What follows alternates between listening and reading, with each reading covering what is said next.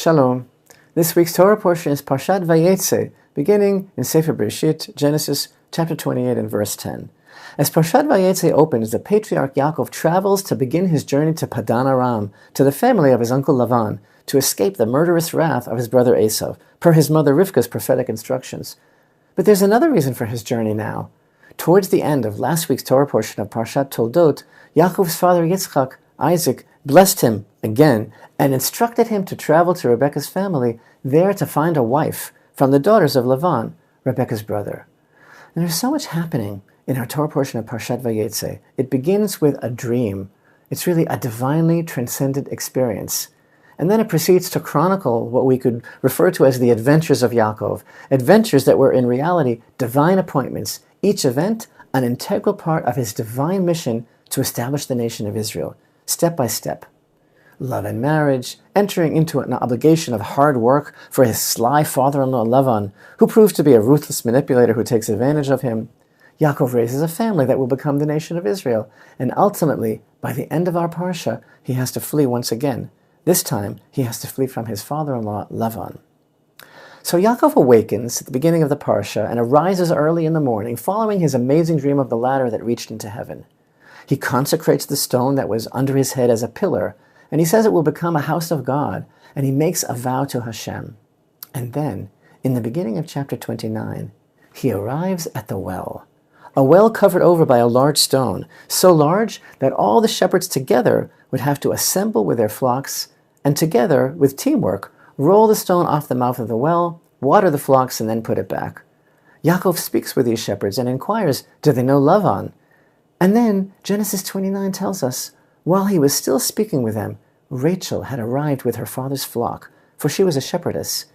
And it was when Jacob saw Rachel, daughter of Lavan, his mother's brother, and the flock of Lavan, his mother's brother, Jacob came forward and rolled the stone off the mouth of the well, and watered the sheep of Lavan, his mother's brother.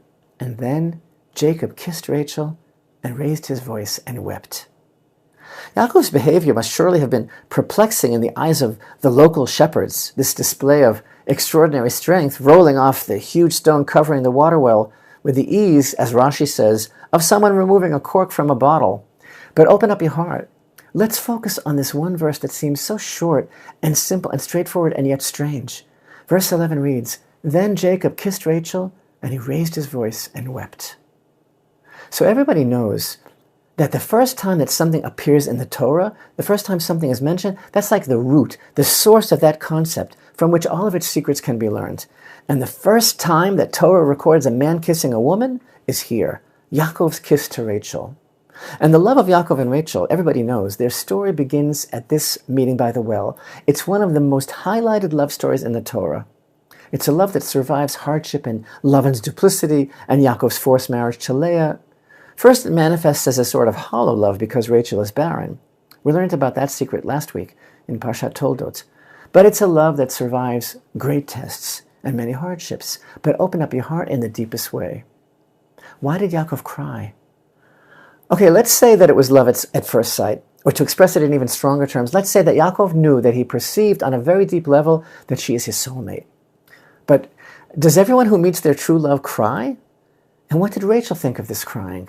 So what's really happening here? Rashi cites two different interpretations of Yaakov's crying, two traditions offered by the Midrash in this order.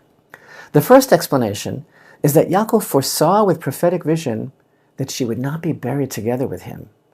The second explanation is that he felt badly because he was coming empty-handed with no gifts to give her. After all, he said to himself, Eliezer, my grandfather's servant, had nose rings and bracelets and sweet fruits in his possession, and I'm coming with nothing, empty-handed. Why? The reason that he had nothing is because Eliphaz, the son of Esav, had pursued him to kill him at his father's orders. Eliphaz indeed overtook Yaakov, but having grown up in the presence of his holy grandfather Isaac, he couldn't bring himself to kill his uncle Yaakov, so he said to Yaakov, what shall I do about my father's orders?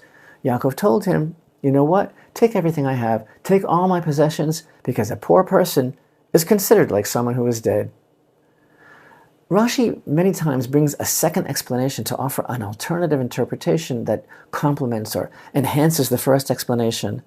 After all, Torah is multi-layered and contains numerous levels of meaning, and thus, Rashi often presents multiple explanations to convey the richness and the depth of the text. And indeed, we can understand that arriving at his mother's family's home empty-handed, with nothing but his cloak and staff, exhausted from his trek from Canaan, fleeing for his very life from the wrath of Esau, Yaakov would have seen himself and felt his situation to be in extreme ironic contrast with Eliezer's earlier successful mission to find a wife for his own father, his mother Rebekah. But open up your heart deeper still, because today I want to focus on the first tradition. Yaakov had a vision of divine inspiration. At the very first moment that he meets Rachel and he kisses her, he has a vision that she will not be buried with him. What is this all about? Why did this flash of prophetic insight cause Yaakov to cry? Is it so important for a couple to be buried together? Now, Rachel is indeed the mainstay and the love of Yaakov's life. On the simplest level, being buried together signifies the unity and harmony that a couple strived for in their earthly life. They shared a life together, they faced challenges together, and supported one another throughout their journey. By being buried side by side, they demonstrate their commitment to remain together even in death. Additionally, being buried together can also have a practical implication for future generations, because it allows their descendants to visit their gravesite and pay respects to both parents. And so it fosters a sense of family unity and continuity for the children. But that is the simple level. On a deeper level, Torah teaches us, after all, that the soul is eternal and continues to exist in the spiritual realm even after the body passes away. And when a person's body is buried, their soul returns to reconnect with its source, which is Hashem. Now, the bond between a husband and wife transcends this physical world, and it continues as an eternal spiritual connection in the afterlife, in the eternal realm of the soul, even after death. A good marriage is not merely a physical union, but also a spiritual bond that transcends this world. Our sages state that husband and wife, two souls that are really halves of one whole, they experienced a great peace when they're buried together.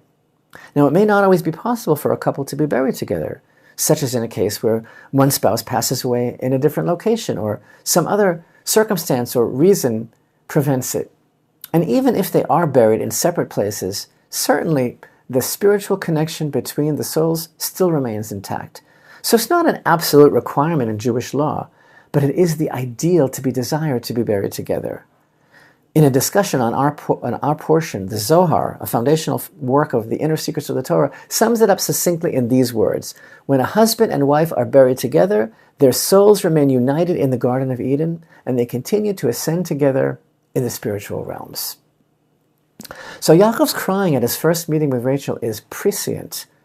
He sees prophetically from the start that the connection between them will not continue in its most ideal sense in the next world, for she will not be lying next to him in eternal rest, and that's a cause for his anguish. He saw, but not clearly, that something will prevent this. And between the lines, according to the Midrash, Rachel, also being a prophet, also sensed this and also cried. But it gets more complicated. Towards the end of our portion in chapter 31, Lavan overtook Yaakov and his family, who had taken flight from the house of Lavan without giving prior notice. And in verse 30, Lavan says to Yaakov, "Now you have left because you long greatly for your father's house, but why did you steal my gods?" You see, unbeknownst to Yaakov, Rachel had stolen her father's teraphim, her father Lavan's idols, and she hid them under her saddle, sitting on them. And Lavan searched all of Yaakov's camp, including her tent, but he couldn't find them. Her intention was good. She wanted to prevent her father Lavan from engaging in idolatry. And she hoped, perhaps naively, that by removing the idols, she could somehow protect her family from the negative influence of idol worship and perhaps influence them towards the belief in one God. But Yaakov was angry with Lavan's accusation and his treatment. He was sure that the latter's suspicions were unfounded. As verse 32 tells us, Yaakov had no idea that Rachel had stolen them. And so he said to Lavan, "With whomever you find your gods, he shall not live." Of course, Yaakov could not imagine that anyone in his group had taken the idols. But it would seem that the curse of Yaakov, a tzaddik whose every word has power, came to pass without intending when Rachel died prematurely in childbirth with Benjamin, as we will learn in next week's Torah portion of Vayishlach in chapter 35. She died and was buried on the road to Ephrat, which is Bethlehem, the verses tell us. Jacob set up a monument over her grave. It is the monument of Rachel's grave until today. So open up your heart to the deepest depths. We have learned that Yaakov cried because he saw that Rachel would not be buried with him. Yet, does it not appear to some extent that it was somehow his own fault? Because when she took Lavan's idols and hid them, he unknowingly said, "If any one of our people took them, that person shall not live." There is a complex, multi-layered conundrum here. On the one hand, Yaakov's statement seems to imply a severe consequence for the person who took the idols. On the other hand, it was Rachel, with all the best intentions, who took them, perhaps leading to her untimely death. Earlier we mentioned the teaching of our sages that Rachel also cried when they met, and she also flashed forward with prophetic realization that they would not lie together in the world of eternity. But the secret is that Rachel's crying was also a portent that she would be crying later, much later, and alone. In Jeremiah chapter 31 we read, "Thus says Hashem, a voice is heard on high, wailing and bitter weeping. Rachel weeps for her children. She refuses to be consoled for her children, for they are gone. Thus said Hashem, restrain your voice from weeping and your eyes from tears, for there is reward for your accomplishment, the word of Hashem, and they will return from the enemy's land. There is hope for your future, the word of Hashem, and your children will return to their border." These verses describe Mother Rachel crying for her children who went into exile, and God's consolation and promise to her that they will return. Midrash explains the context and the backstory of these verses, that years later, when the temple was destroyed and her children were taken into captivity, on their way to exile they were marched past her tomb by their captors, and Rachel's soul emerged from her grave and stood in the road crying for her descendants and praying to Hashem for their welfare and for their safe return. God's beautiful words of consolation and hope, as conveyed by the prophet Jeremiah, his guarantee to her that her children will return, it proves the power of her prayers and the vital role that she plays in her children's redemption even after her death. And in this manner, it could be understood that Rachel was buried along the way, apart from Yaakov, just for that time when her children would need her the most, so that she would be able to help her children, and her prayers would be instrumental in their eventual return. As Hashem promised her, there is reward for your accomplishment and hope for your future. Perhaps both Yaakov and Rachel saw all of this. Perhaps they were crying not only for themselves, but for the future, for the destruction of the Holy Temple, for their children, for the exile. So open up your heart deeper than ever before in your life. If according to this understanding we're being taught that it was important for Rachel to be buried there at Kever Rachel on the way to Bethlehem by herself, that it was for the ultimate good, isn't it possible that this was a type of self-sacrifice for the greater good of their children, the Jewish people? That it was a conscious decision that Yaakov and Rachel both made not to be buried together, enlightened and empowered by the divine power of a moment's prophecy. Yaakov and Rachel are indeed the quintessence, the Torah's model of soulmates, of true love made in heaven.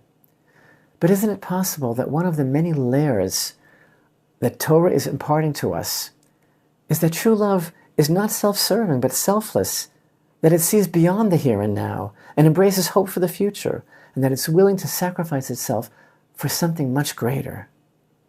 Ultimately, the exact reasons for the separate burials of Yaakov and Rachel is known only to the divine plan, and it's surely part of a larger unfolding divine plan towards bringing about the ultimate redemption.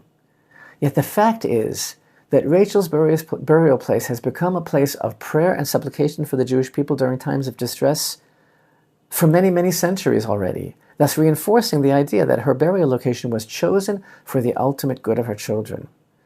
The mutual self-sacrifice of Yaakov and Rachel, in a spiritual sense, allowed her to intercede on behalf of her children and offer comfort and support during the most challenging times. And while your heart is open deeper than it ever was before, one more thing. The verses in Jeremiah 31 are in present tense. Thus said Hashem, a voice is heard on high, Rachel weeping for her children. She prays for her children in every generation. And even now she cries, and even now she prays. Her prayers shake the very heavens, and even now, the verse says, she refuses to be consoled. And even now, Hashem promises her there is hope for your future, and your children will return to their border.